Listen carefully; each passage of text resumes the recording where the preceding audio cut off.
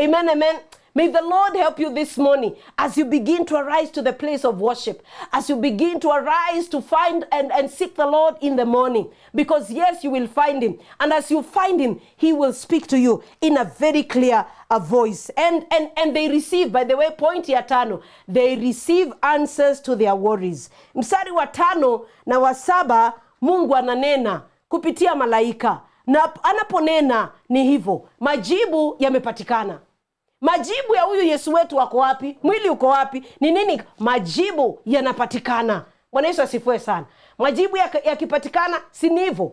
Kile ambacho tunatafutia Mungu ni kumtafuta tukimletea maswali yetu na uzito wetu katika mioyo yetu. Majibu yanapatikana pale. Majibu wakapewa, wakaambiwa hayupo hapa, ameshawatangulia, yupo Galilaya, kama vile ambavyo aliweza kuwaambia.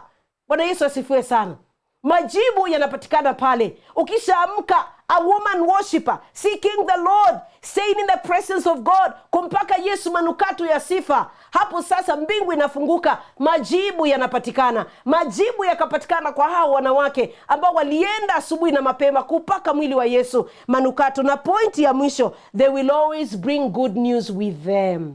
Wanawake ambao wanapeleka ibada kwa Yesu wanarudi na habari njema wakati wote. Hiyo ndiyo pointi ya mwisho. Wanarudi na habari njema kila wanapoenda katika uso wa Bwana.